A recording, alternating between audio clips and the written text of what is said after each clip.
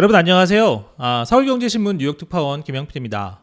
오늘 증시가 많이 올랐습니다. 나스닥을 중심으로 상승폭이 좀 컸거든요. 이제 이번 주 본격적으로 내일부터 이제 어닝 시즌이 또 추가로 또 나오죠. 예, 그런 자료들이 나올 거고, 그리고 이번 주에 중요 경제 지표들도 있죠. PCE도 있고 여러 가지가 좀 있습니다. GDP도 있고요. 그래서 오늘 어쨌든 증시가 좀 많이 상승했습니다. 그래서 오늘 증시가 왜 이렇게 좀 올랐는지, 그리고 앞으로의 증시 전망 어떻게 봐야 되는지, 그리고 제가 이제 지난주에 잠깐 말씀드렸던 시카고 연방준비은행의 자료, 그러니까 실업률이 많이 안 높아져도 인플레이션을 낮출 수 있다. 그 자료 조금 더 이제 어떻게 봐야 되는지 제가 조금 더 연구해서 가져왔거든요. 그런 내용도 중심으로 오늘 한번 시작을 해보도록 하겠습니다. 그래서 오늘 3월 월스트리트 제목은 좀 이렇게 꼽아봤습니다. 미국 연착륙과 인플레이션이 피크를 쳤다는 기대, 피크까지는 못 썼습니다. 너무 길어서. 그래서 연착륙과 인플레 피크 기대, 그리고 2월 FOMC에서 0.25%포인트 기준금리를 인상할 것이라는 기대감에 오늘 증시가 좀 상승했다. 하지만 LEI, 즉 이건 경기 선행지수거든요. 컨퍼런스 모드에서 나누는 건데 좀 잘 맞는다고 합니다. 이게 12월에 마이너스 1% 이렇게 나오면서 침체가 임박했다, 이런 경고가 나왔다는 거, 그런 내용입니다.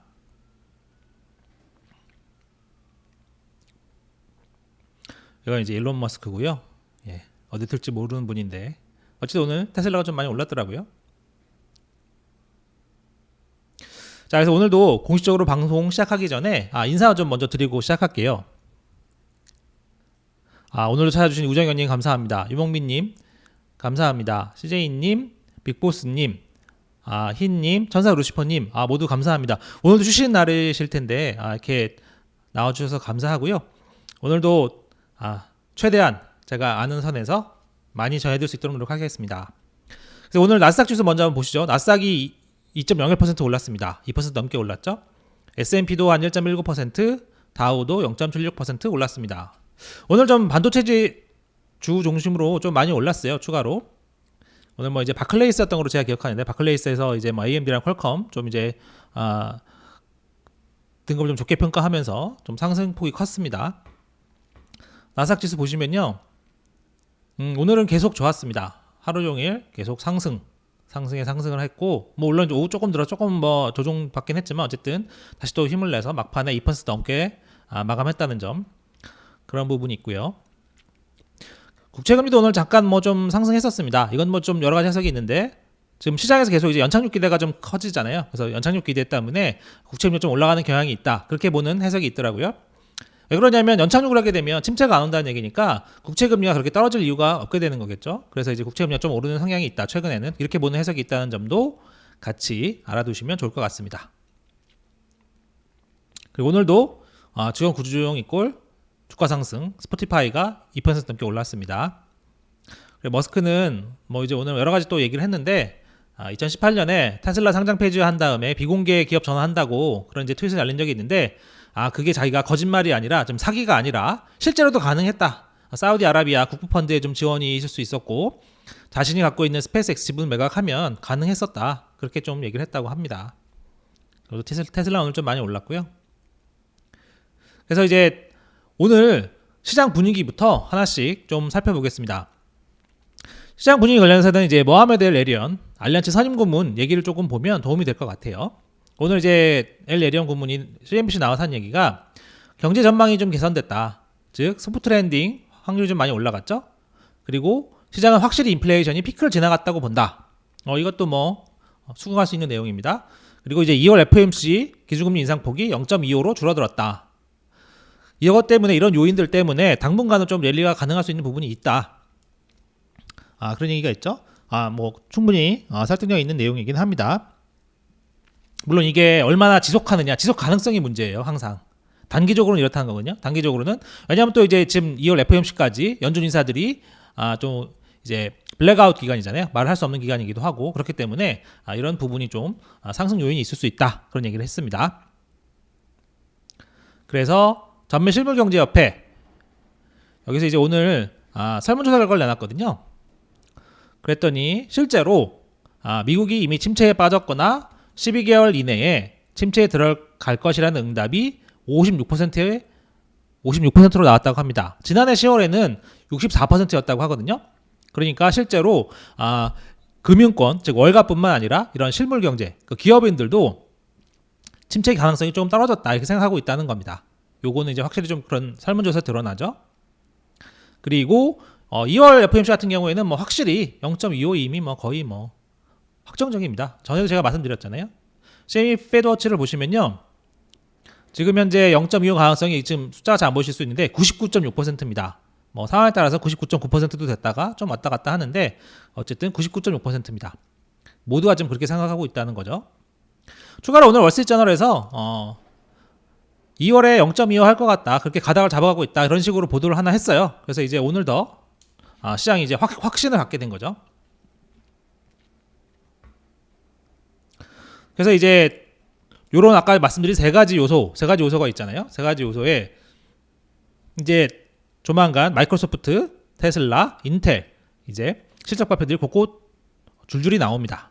그래서 이제 마이크로소프트 실적 발표가 중요하다 이렇게 보는 분들도 있긴 하던데 이 기술주가 좀 어떻게 나오냐 이게 또 앞으로 랠리를 이어갈 수 있느냐 아니냐 이걸 좀 정할 수 있겠죠.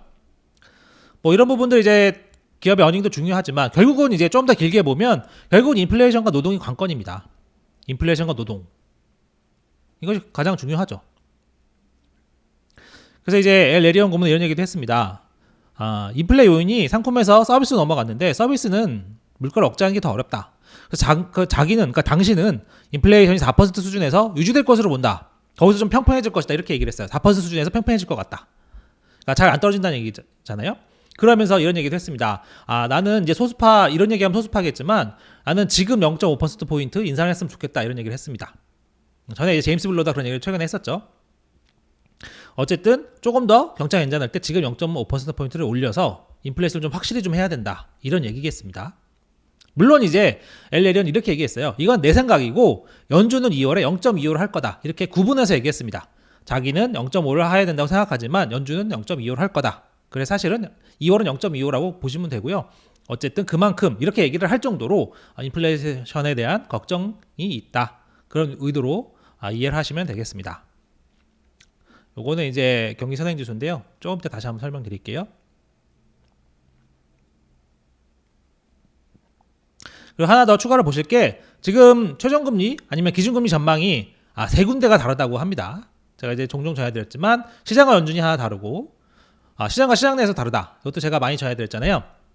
한쪽은 경기 침체 때문에 금리가 좀 덜 오른다고 생각하고 다른 한쪽은 소프트 랜딩 때문에 금리가 덜 오른다 이렇게 생각을 해서 시장과 시장 내에서도 다르고 연준과 연준 내에서 다르다. 이거는 이제 주로 블러드 얘기를 하는 겁니다. 본인도 이제 0.5%포인트 얘기를 하고 있기 때문에 연준 내에서 2월에 0.25를 하려는 세력, 그 다음에 0.5를 하려는 세력 이렇게 좀 갈린다 그런 얘기고요. 최저금리에서 조금씩 차이는 있겠죠. 어쨌든 연준은 5.1% 즉 5.0에서 5.25를 제시하고 있지만 그런 최저금리 쪽에서도 약간의 차이는 있을 겁니다. 물론 조금 더 하자는 사람도 있을 거고 그 정도면 충분하다 하는 사람이 있을 거고요. 이렇게 세 군데에서 다르다. 이것도 알아두시면 좋을 것 같아요. 근데 이제 하나 봐둘 게 이날 시장에서 또 이제 경기 침체 관련 지표가 하나 또 나왔습니다. 컨퍼런스 보드의 경기 선행 지수 리딩 이코노미 인디케이터에서 줄여서 LEI라고 하는데 이게 전월보다 마이너스 1.0%를 기록했어요. 110.5라서 전월 대비 마이너스 1.0%인데 시장 전마치가 마이너스 0.7%였습니다. 예상치를 하회했죠. 그러니까 이게 좀 기본적으로 일단 안 좋은 신호인데 더 중요한 것은 이 LEI가 지난해 2월에 정점을 찍은 뒤 10개월 연속 하락하고 있다고 합니다. 그래서 이게 왜 중요하냐? 에디 아덴이 이분의 말에 따르면 LEI는 평균적으로 경기가 후퇴하기 12개월 전쯤에 정점을 찍는다. 그래서 이 얘기가 무슨 얘기냐면요. 12개월 전에 정점을 찍고 그 다음부터 쭉 내려가기 시작하면 그 1년 뒤에 정점을 찍은 1년 뒤부터 마이너스로 경기가 들어간다. 마이너스 성장을 한다. 이렇게 하는 얘기입니다. 그래서 요게 이제 이 회색 부분이 경기 침체기예요. 2000년대 초반 경기 침체, 이거는 글로벌 금융위기, 이거는 이제 코로나 경제 위기, 요게 경기 침체 때고 요 빨간색이 경기 침체 신호. 그래서 이제 에디 야다님 분석에 따르면 피크를 치고 12개월 뒤에 실제로 경기 침체에 들어간다 이런 얘기가 나왔잖아요. 보면 이건 리세션 시그널, 검은색이 워닝 시그널입니다. 검은색이 있은 뒤에 침체에 들어간다 뭐 그런 얘기겠죠. 그래서 이제 중요한 거는 지금 피크를 치고 10개월째 하락이니까 이 검정 워닝 시그널이 계속 뜨고 있다는 겁니다. 검정 워닝 시그널 지금 계속 뜨고 있고 여기 보면 이게 계속 이게 검정색이 좀 이게 뜨고 있다는 부분이고, 그래서 이걸 역산해 보면 12월까지 10개월이었잖아요. 그래서 1월과 2월에 더 떨어지면 계속 연속으로 더 떨어지면 2월까지 하면 작년 2월에 피크를 쳤으니까 내년 그러니까 다음 달이죠. 다음 달인 2월이 되면 자꾸 말이 섞이네요. 작년 2월에 피크를 치고 지금 10개월 하락했으니까 10월 12월까지 그러니까 올해 1월과 2월에 추가를 하락을 하면 올해 2월 같은 경우에는 작년 피크의 시점부터 딱 1년이 되는 시점이지 않습니까? 그러니까 이르면 다음 달에 침체가 시작할 수 있다 이런 계산이 나온다는 겁니다. 그게 에드 야다니의 분석이에요. 그래서 이제 월스트리트 저널 같은 경우에도 그래서 정말 빠르면 다음 달부터 침체에 들어갈 수도 있다.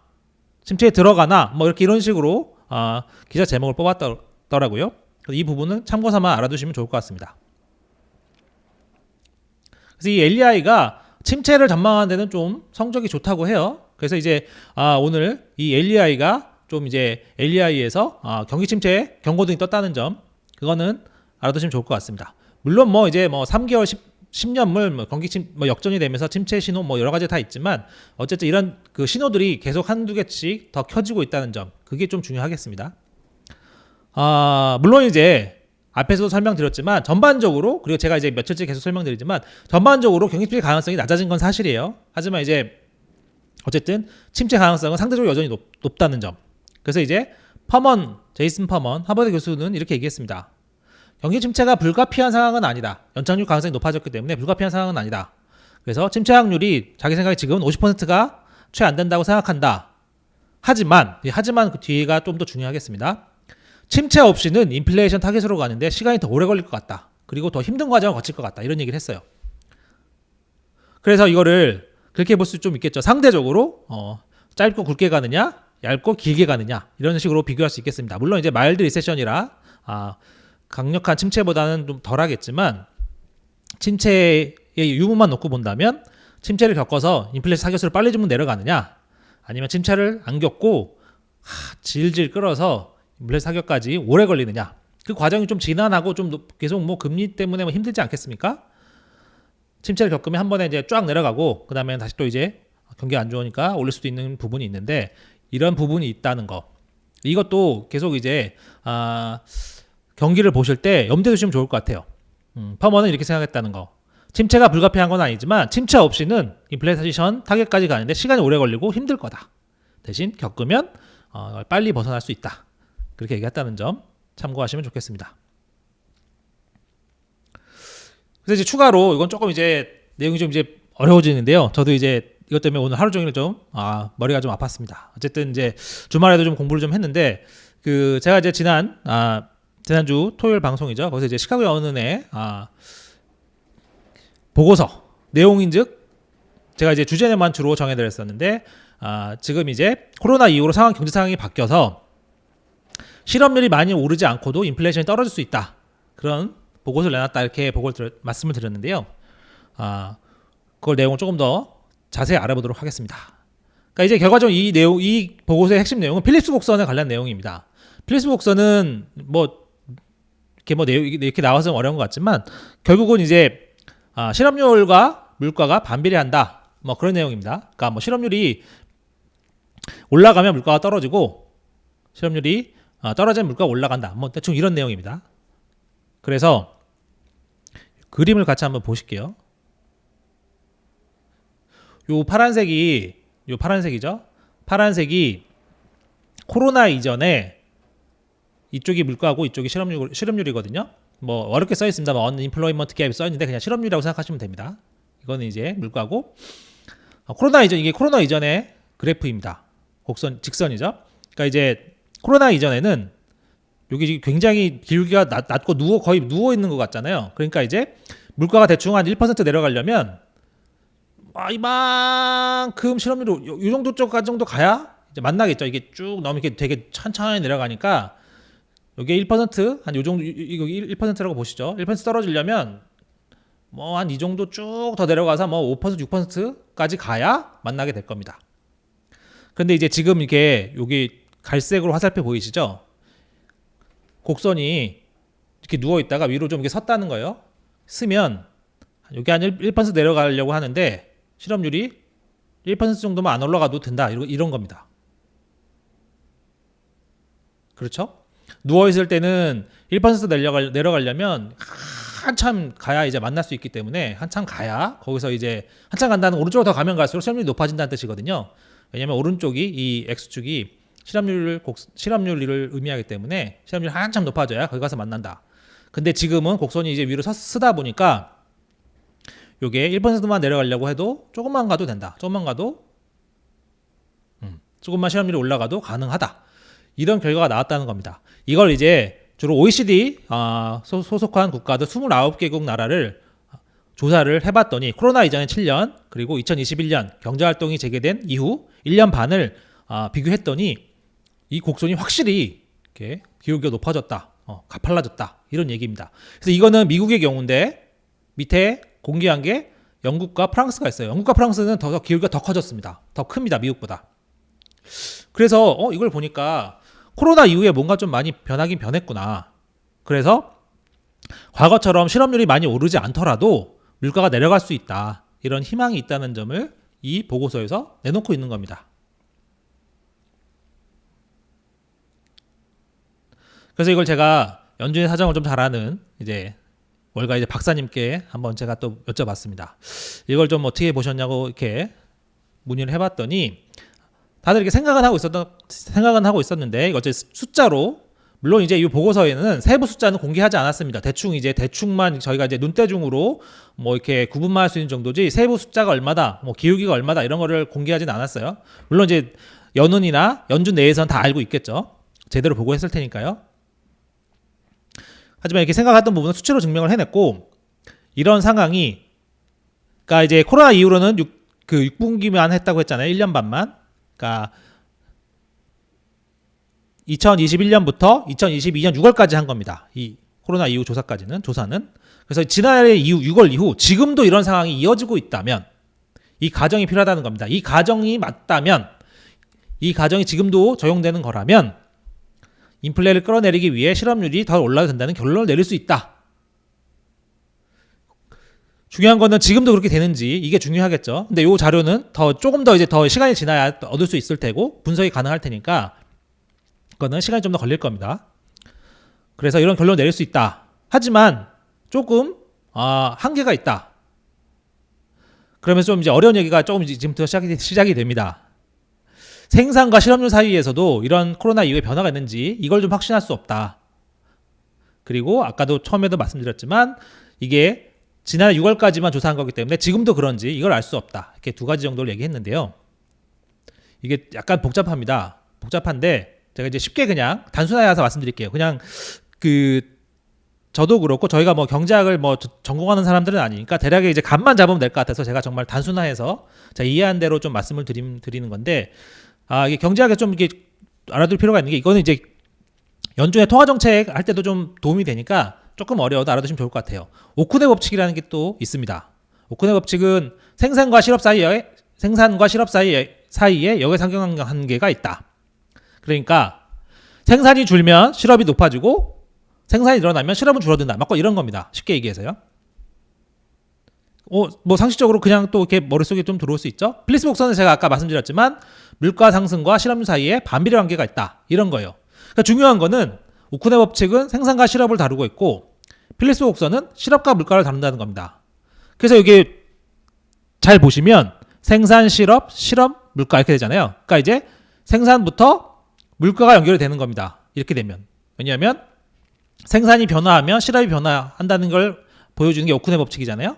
근데 필립스 곡선은 실업이 변화하면 물가가 변화한다. 이걸 보여주는 겁니다. 그래서 예를 들면 연준이 금리를 올려서 생산을 조절하는 거죠. 왜냐하면 생산을 조절할 수 있는 게 수요를 조절할 수 있으니까 수요가 바뀌면 생산도 바뀔 수 있는 겁니다. 그래서 이제 연준이 금리를 올려서 수요를 바꾸고 그게 생산을 조절하면 시럽을 조절할 수 있고 시럽이 조절돼서 물가가 떨어진다.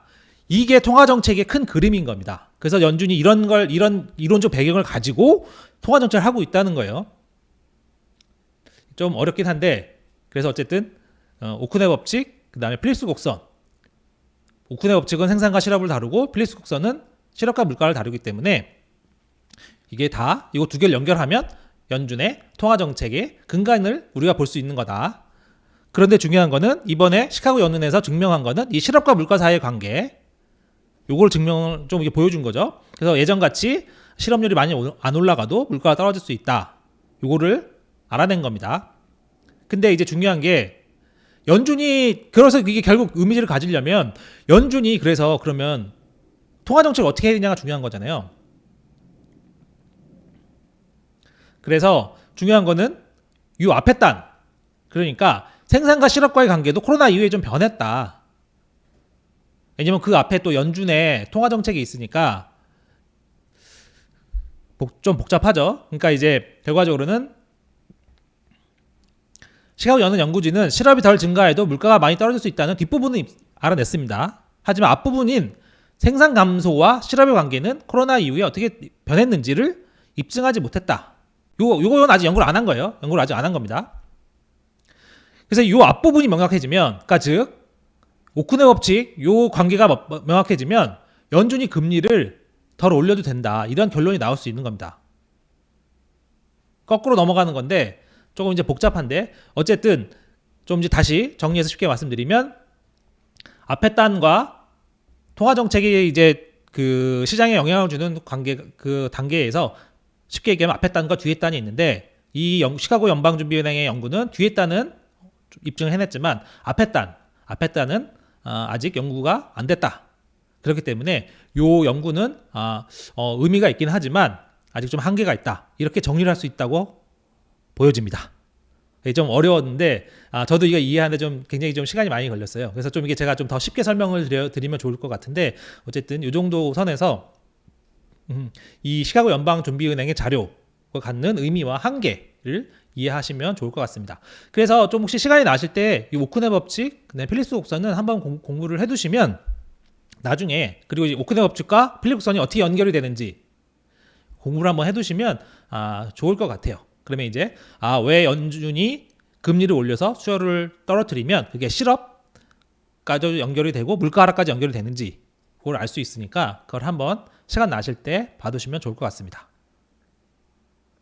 예, 이제 그래서 좀 복잡한 내용이 좀 있었으니까 좀 이제 다음에는 좀 이제 그래도 좀 직관적으로 알 수 있는 부분 그걸 좀 말씀드릴게요. 이것도 좀 이제 공동통화 그 설 연휴 기간 동안에 브라질과 아르헨티나에서 공동통화를 만든다는 게 얘기가 있었어요.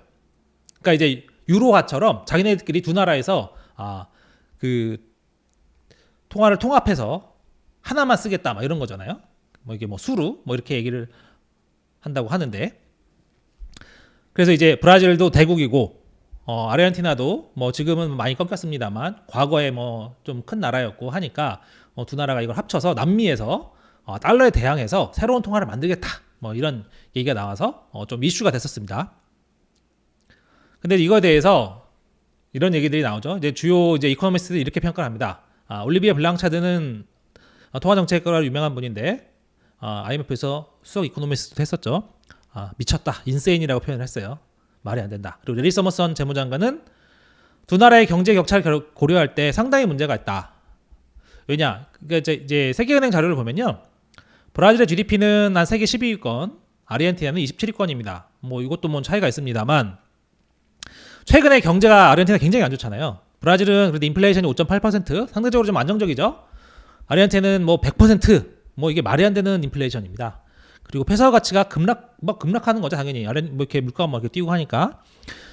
그러니까 굉장히 좀 불안한 나라입니다. 아르헨티나는 뭐 디폴트도 몇 번 냈었고. 그래서 이제 사실은 거꾸로 브라질한테 이런 걸 좀 하자고 뭐 구애를 했겠죠. 근데 이제 브라질은 상대적으로 안정적인 나라인데 뭐 이제 브라질은 거꾸로 자기네들의 뭐 좀 이렇게 영향력을 확대하고 싶어서 그런 거겠죠. 근데 이제 중요한 거는 유로 경제권도 좀 계속 항상 문제가 많지 않습니까? 이 통화를 통합하다 보니까 독일과 그리스의 상황은 하늘과 땅 차이잖아요. 독일과 그리스의 차이는 하늘과 땅 차이입니다. 사실은 이제 환율 정책을 통해서 경제 정책을 또 펼 부분이 있는데 그게 이제 그렇게 하지 못하다 보니까 그리스는 좀 많이 여러 가지 제약이 있어요. 경제를 운영하는데. 마찬가지겠죠. 브라질과 하나는 좀 이렇게 통화 가치가 상대적으로 세고 하나는 약한 건데 둘을 합쳐놓으면 중간점에서 만나 뭐 어쨌든 만나지 않겠습니까? 물론 이제 경제 규모에 따라서 좀 이렇게 어느 정도에서 만나는 수준은 다르겠지만, 그럼 이제 브라질 국민들은 자국의 통화 가치가 떨어지고 아르헨티나는 좋겠죠. 올라갈 테니까. 그럼 이제 브라질 국민들이 좋아할 이유가 하나도 없지 않겠습니까? 아니 뭐 아르헨티나랑 같이 통화를 써서 경제적으로 얘기를 여기 지금 뭐 기사 같은 데를 보면 두 나라가 그렇게 경제적으로 이렇게 뭐 같이 통화를 쓸 정도로 그 정도는 아니다 이런 얘기들이 대부분이에요. 그러니까 뭐 굳이 뭐 정치적으로는 좋겠죠. 정치적으로는 뭐 미국 달러에 대항을 하고 남미 경제 대규모 경제권을 만든다 뭐 의미는 좋겠으나 실질적으로는 남는 게 별로 없다는 겁니다. 특히 브라질 국민 입장에서는요. 그래서 모하메드 엘 예전 이렇게 평가를 했어요. 양국의 경제 상황을 고려할 때 아이디어를 성공할 수 있는 상황이 아니다. 가능성이 없다, 거의 없다, 뭐 이런 식으로 얘기를 했어요. 그래서 조금 더 말씀드릴게요. 어쨌든 오늘 두 나라가 뭐 이걸 논의해보겠다 이렇게 문서에 설명을 했습니다.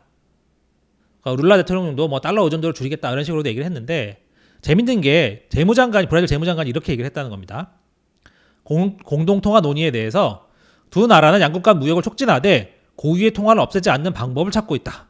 이 얘기는 대통령과 정반대의 얘기죠. 대통령은 뭐 논의해보겠다 뭐 이런 건데 재무장관은 통화를 없애는 건 아니다 이렇게 얘기를 했습니다. 정반대의 얘기죠. 즉 보면 대통령은 좀 정무적인 감각 차원에서 정치적인 뭐 요인을 좀 걸고 좀 논의해보자 이렇게 얘기를 할 수 있는 거죠. 근데 재무장관 입장에서는 이거는 좀 말이 안 된다. 특히 브라질 입장에서는 이거는 우리가 이득 볼 게 없다 이렇게 얘기를 하는 거죠. 이런 상황이 종종 있습니다. 종종 자주 있어요. 뭐 당연히 재무장관이 대통령의 뭐 업무 지시를 받지만 어쨌든 자기 자리를 걸고 이렇게 얘기를 하는 거니까 정리를 해보면 이런 겁니다. 정치권에서 이제 브라질 정치권에서 드라이브를 걸고 있는 거죠. 하지만 재무장관을 포함해서 실무진에서는 반대하고 있는 게 명확한 겁니다. 그러니까 재무장관이 저렇게 얘기하는 거죠. 그리고 이제 브라질 국민들도 쉽게 찬성하기는 어려운 아닙니다. 이게 저희가 예를 들면은 한국과 예를 들면 뭐 특정 나라를 얘기해서 그렇지만 뭐 동남아시아 특정 나라와 뭐 통화를 통합한다. 그래서 원화 가치가 더 떨어진다. 이러면 뭐 당연히 경제가 이제 통합이 되면 기회는 더 많이 생길 수도 있겠습니다만 한국 국민한테도. 하지만 이게 쉽게 찬성하기는 또 쉽지는 않은 얘기죠.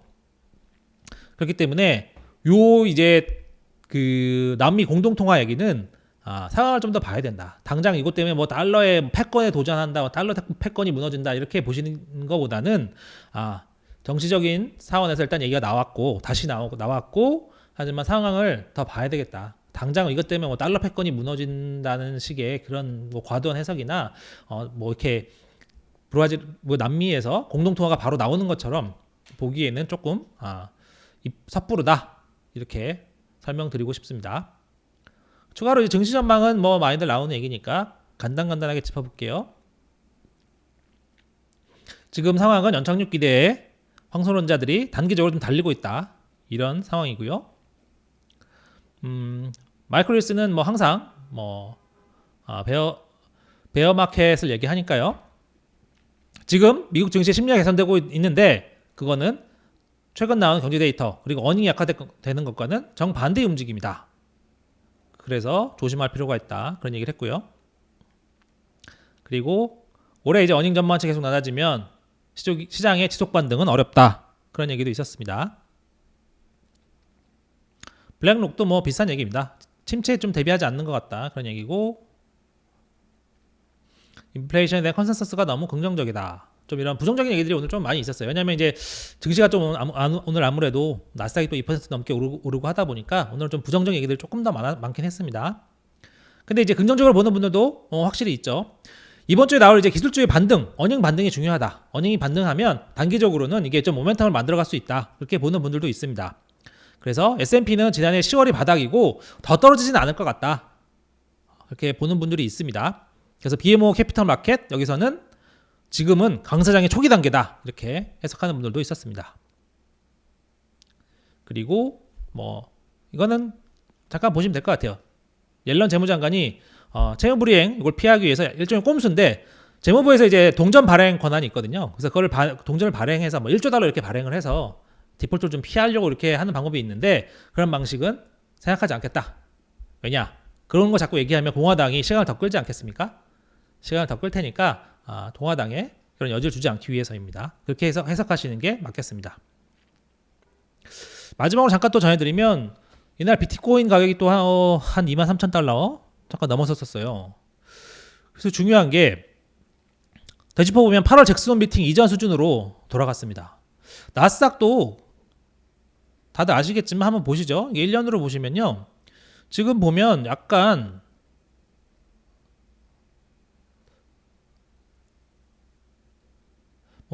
잭슨 미팅 이전 정도까지 아니더라도 요 뒤에 부분 보이시죠? 확연하게 올라가는 거. 확연하게 올라가고 있죠. 이게 뭐 대충 9월 정도 되겠네요. 9월 정도까지 올라와 있습니다.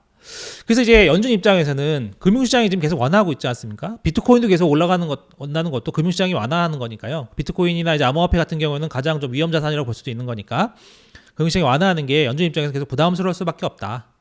그런 부분은 짚고 가시는 게 좋겠습니다. 지금 어차피 블랙아웃 기간이라 연준에서 나올 얘기는 없겠습니다만 그래서 2월 FOMC에서 0.25로 가더라도 매파적인 연준이 나올 것이다. 매파 연준의 모습을 보여줄 수 있다.